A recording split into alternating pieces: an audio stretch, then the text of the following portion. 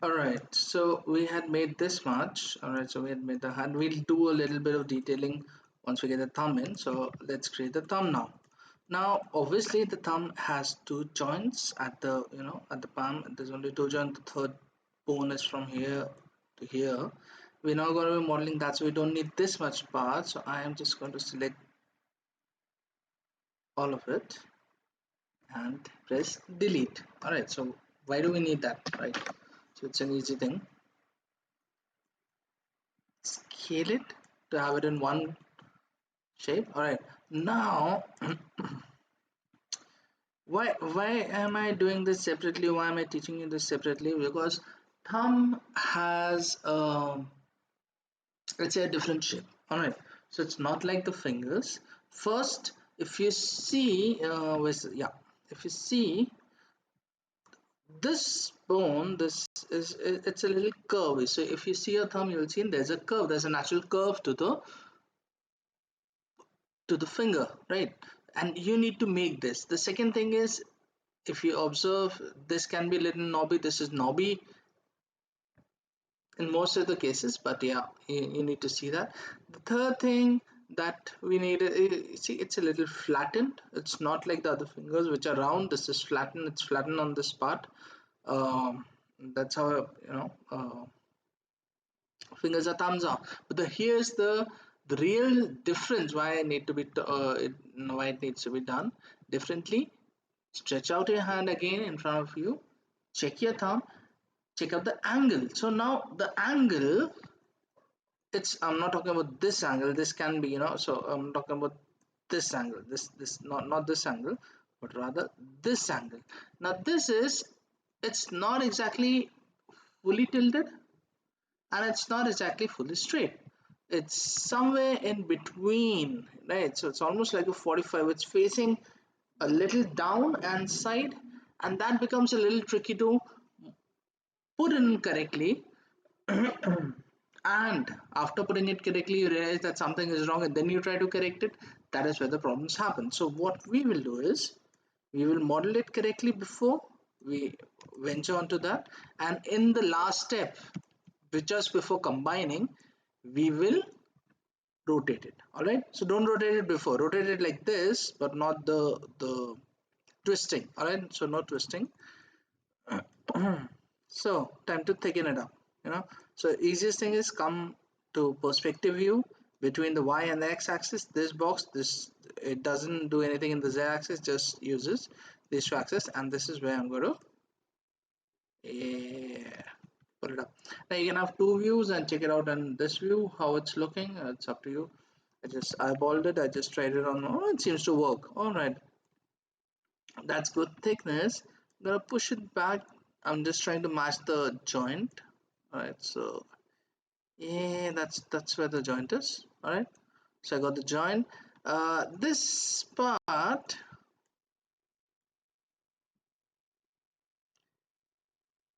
yeah, actually let's check the faces. So I select the faces. If I go to object, you'll see I can still move it. So I'm gonna just increase the the height of this bone. That's how it is.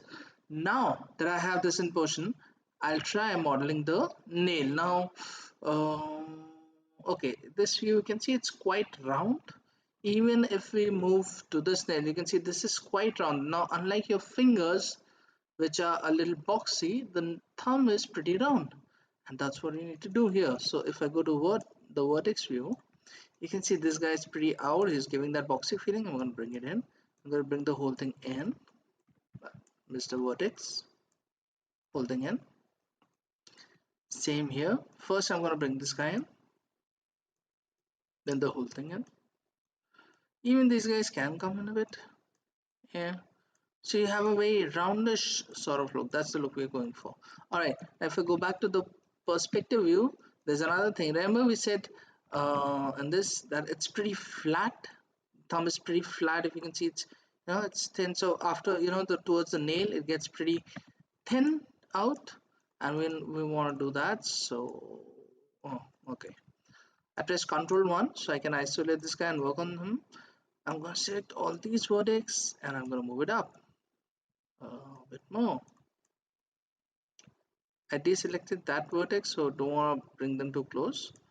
And this guy, and that should do the job. I'm going to select everything now. Okay, so remember how we said it's sort of bendy, the thumb is bendy, and we want to do that, so I'm just going to bring everything up. In fact, let me add an edge here so I can select all of these guys and move them up. In fact, let's rotate it. Okay, so some people have this bend a little more, some have it a little less. You decide with your reference. All right, now once it is in place, I've done everything that I needed to. uh, this is already in place. This is placed, this is looking round. If you press 3, you can see it looks like a thumb, it doesn't look like a finger. There's that point, that what we're going for. It's round, it's good. The nail is slightly bigger on the thumb than on others, so if I want to do that, let's do that quickly. I will select this vertex and remember to be always in unsmooth mode. Press 1 when you're working. All right, so you don't want to work in 3 because it doesn't show you accurately what's going on. So what did I do? Let me do that again. I selected the vertex, I press Control right click, and I'm going to two faces. Now what this will do is every face that is physically connected to this vertex will get selected there, right? But remember we had made this nail by using 3 extrudes. I want to select everything, so I have to increase that. Now how do you increase? Control right click, grow selection, grow. All right, so again with coming back, I'm pressing control right now and right click, grow selection, grow.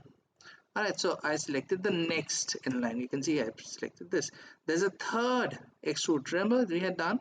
If you want to select that also, you will click the same. You can press G also. You can also click on your keyboard. The keyboard shortcut is Shift and greater than button. So I selected the third. I'm doing Control Z so you can see this if it's visible. So you can see something like, let's just see what's going on. We'll see. So Shift greater than, and I selected that last one also. Now if I scale this guy, I increased my selection a little more. I think, yeah, that should do. So I have a bigger nail than for the fingers, and you can go ahead there and manually do that more if you want. Let me just see the reference. Yeah, it's a pretty straightforward. So this is a young person's hand, so there's not too much of naughtiness, so this is pretty cool. uh, I want to do one thing. I'm selecting this, and again I'm pressing shift greater than, and selecting these guys, deselecting these guys, and I'm gonna bring this up. Okay, so slightly, I'm just doing slightly like this. This will just give that thumb like appearance a little more, and that'll help. All right, now once I've done everything, all right, so I have done everything. I'm happy with the how I modeled the thumb. I'm pretty happy with it. I do not want to edit anymore. Okay, so if you're unsure, because you're doing it for the first time and you're unsure, you think, no, maybe what if I want to edit it later? Save the file now. All right, so let's press Control S. Oh, it's telling me there are no changes to save, and for you save it, and then you can rotate it. All right, so look at your hand carefully till you are sure what you're doing, and then yeah, again. So I'm pretty happy with this. I think this is the correct shape. I'm going back to world view, placing it correctly, unsmoothing everything. Now I need to attach it. Now before I attach it, let's do something here. First thing, ring and split. So control right click, ring. Sorry about that. Bad throat. All right, so once I put this edge, I can start setting it up. So I need another edge here. I press G for that. You can see how fast I can get you with the shortcuts. Put this somewhere in the center. I'm not thinking much about how I'm changing this mesh. It's all right. And you get the idea, right? So it's basically going to be these, oh sorry, these polygons that I'm going to extrude and attach the thumb. And you can see my thumb is a little fat compared to this, which means this is not as thick as it should be. I'm pressing Control Shift again, Shift greater than, sorry. I'm scaling it. It needs to be thick. This part is really very thick, and yeah, I'm happy now. So again, that's a fast way to select. I have this selection. I am going to extrude it, and like before, first I'm going to extrude it like this. Okay, so this is just to give me those extra edges. I'm going to delete that. Select, delete history, combine, you know the drill. And maybe if we are lucky, we might not get the perfect bridge. I'm hoping on that, so I can show you that. Let's see. So I'm selected both, and both edge loops, and now well, we got a perfect bridge here. That's too bad. All right, so there's not much I can do though. Yeah, it's not working. It's working, so what to do? All right, so yeah, so everything works fine. It worked fine for us this time also. So I will select the edge. In fact, let's select more. Yeah, and shift greater than. So what I want to do right now, what I'm doing, if you're wondering, is let's go to back view. Remember, back view is the where you can see this. So I just want to put it down a bit. Yeah. Now I'm not rotating it, I'm not filling it. Not some people do that a little different. I'm not doing anything like that. I'm just gonna select this edge, delete it. So I have this. Selecting this edge. I can choose to delete it, but not right now. I'm gonna put it there. Okay, so there's a crease that is building up. And before I do anything, I'm gonna add that edge back that I deleted. But right now, you can see that problem is gone. Yes, I do need to get rid of this edge and so now thumb should be pretty proper, and yeah, because of the edges that we deleted, there are some issues that we need to correct. I'm going to do that, and yeah, and now I have a good thing. So let me place it right at the joint. I want this, you can see the crease, yeah. So I can add edge here. Remember, we need 3 segments for the joint to deform correctly. So I'm just adding these guys there, and I can start now, changing the geometry back to where it should be, smoothing it out. So here's the general rule that will help you a lot. Don't unnecessarily change the edges. Okay, so a good edges which is flowing straight like this, or curving. All right, so zigzag edges are never good. They're not the one that are appreciated, so be careful. All right, before I do anything, I'm gonna press, I'm gonna use soft selection. All right, so let me show you, let me demonstrate if you don't know what is soft selection is.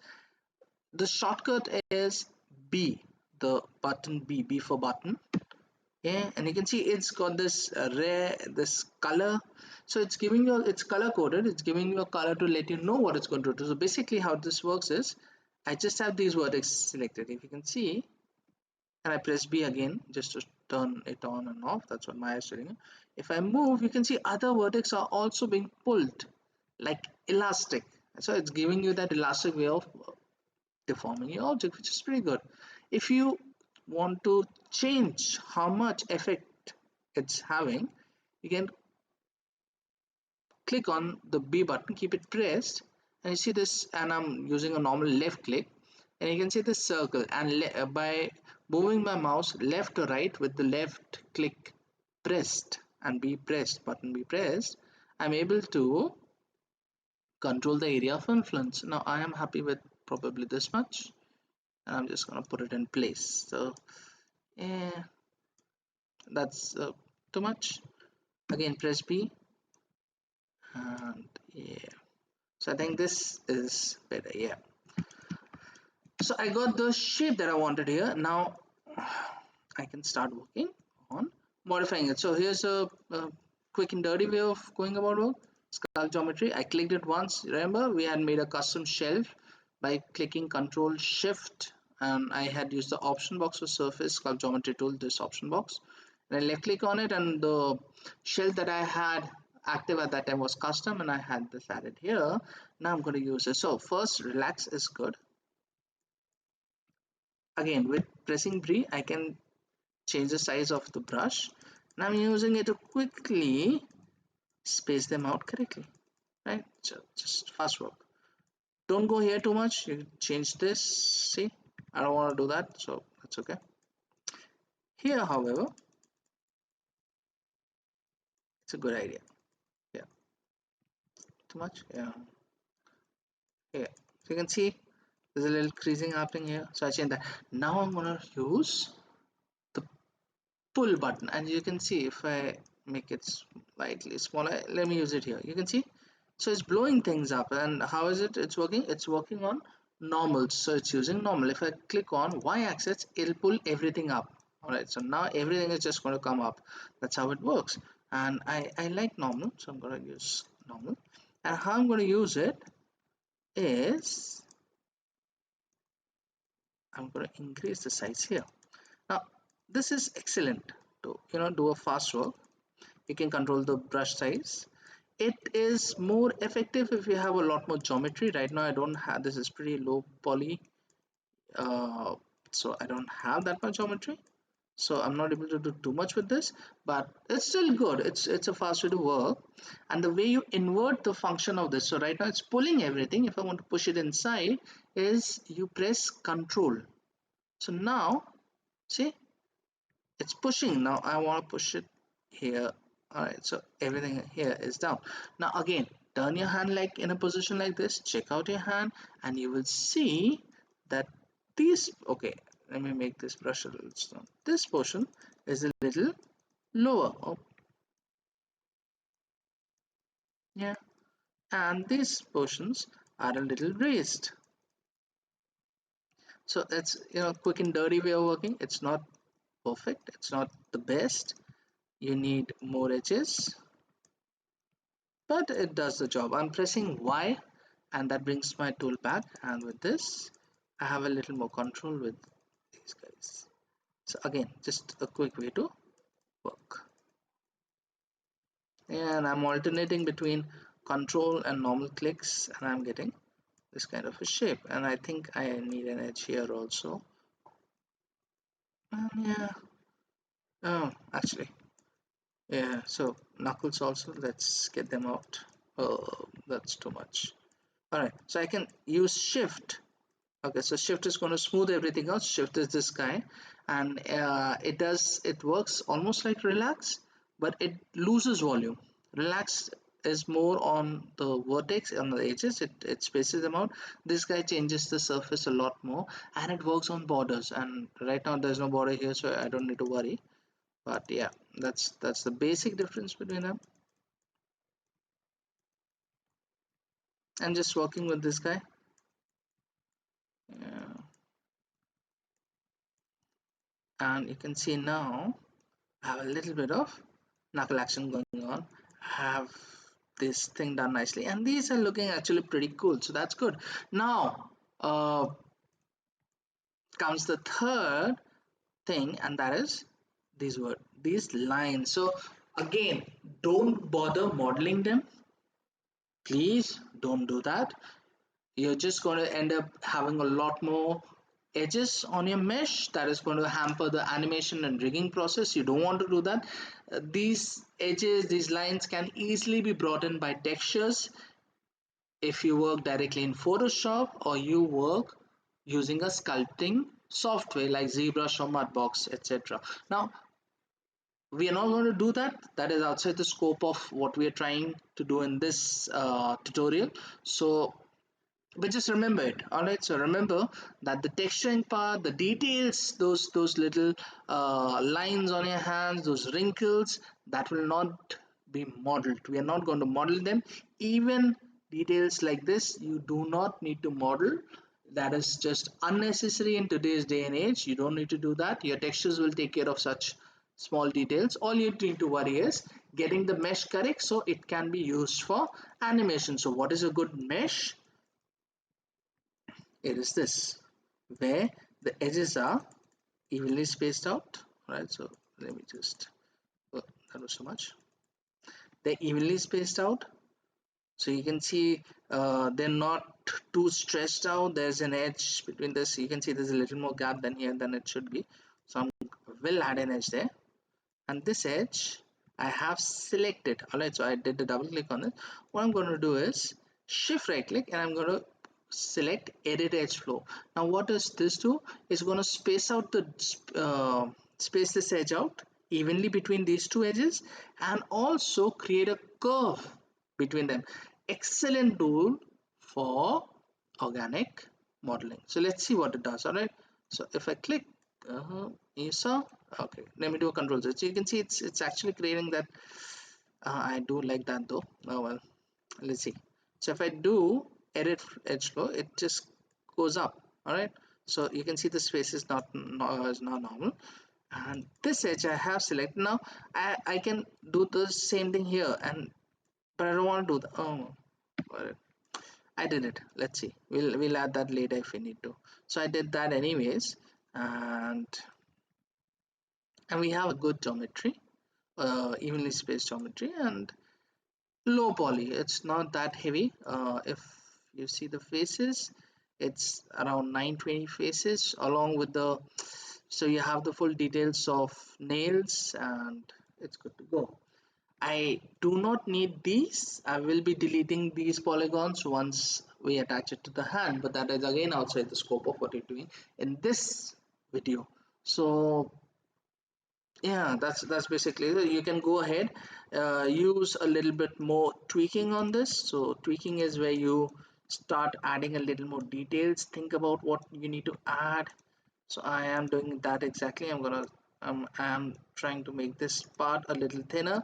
There's a webbing between your thumb and this part.